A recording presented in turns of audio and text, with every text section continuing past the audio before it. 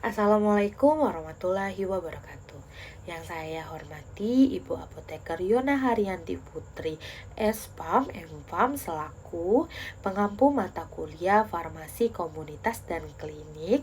Saya Kris Aural Amandesya Putri dengan MPM F1G021074 dari kelas B akan mempresentasikan materi mengenai pelayanan informasi obat, di mana obat yang akan saya bahas yaitu obat pseudoephedrine. Yuk teman-teman simak baik-baik video ini. Kedatangan musim hujan seringkali ditandai dengan kasus influenza, flu atau batuk. Salah satu gejala dari flu adalah hidung tersumbat. Oleh karena itu, untuk mengatasi hidung tersumbat yang disebabkan oleh flu, salah satu obat yang dapat digunakan adalah pseudoephedrine. Apa itu pseudoephedrine? Pseudoephedrine adalah obat golongan dekongestan yang dapat menyembuhkan hidung tersumbat akibat flu, batuk pilek, alergi, dan juga sinusitis. Apa saja contoh sediaan dari pseudoephedrine? Salah satu contoh dari produk pseudoephedrine adalah Tremenza, di mana pseudoephedrine dikombinasikan dengan antihistamin.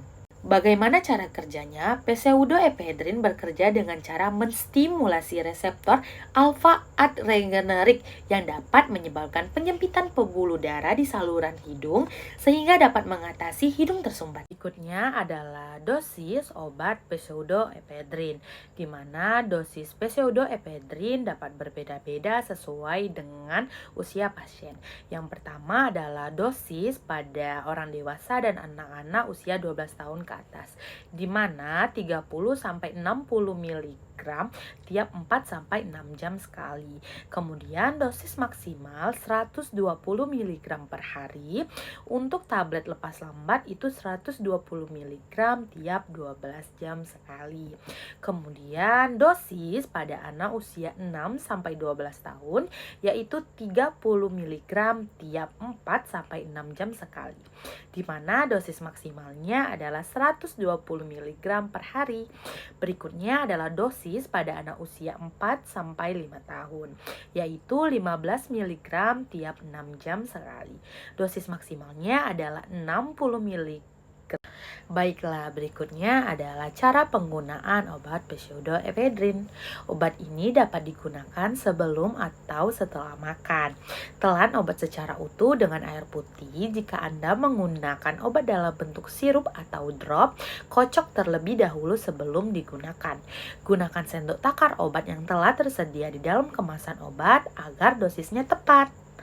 Obat ini hanya digunakan ketika terdapat gejala hidung tersumbat dan tidak disarankan untuk menggunakan dalam jangka waktu panjang. Lalu jangan lupa konsultasikan kepada dokter apabila gejala tidak membaik dalam 7 hari pengobatan. Apa saja sih yang perlu diperhatikan sebelum menggunakan obat pseudoephedrine? Yang pertama, sampaikan kepada dokter atau apoteker apabila memiliki riwayat alergi terhadap pseudoephedrine atau obat lain seperti ephedrine dan phenylephrine. Kemudian, sampaikan pada dokter apabila memiliki riwayat atau menderita penyakit jantung, hipertensi, diabetes, penyakit ginjal, penyakit hati, dan juga glukoma. Kemudian, penggunaan obat dapat menyebabkan pusing atau sakit kepala pada beberapa orang saja, sehingga dianjurkan untuk tidak melakukan aktivitas yang membutuhkan kewaspadaan seperti mengemudi setelah menggunakan obat pseudoephedrine ini. Berikutnya adalah efek samping pseudoephedrine. Setiap obat dapat menyebabkan efek samping, namun perlu digarisbawahi ya teman-teman, tidak semua orang mengalami efek samping atau mengalami efek samping yang ringan. Jika terjadi efek samping, hubungi dokter. Jika mengalami efek samping seperti alergi obat, yaitu ruam serta disertai dengan gatal, peningkatan tekanan darah, nyeri dada, denyut nadi, serta pusing atau sakit kepala. Baiklah, terakhir yaitu saya akan membahas mengenai apa saja interaksi pseudoephedrine. Interaksi obat dapat menurunkan efektivitas atau peningkatan resiko efek samping.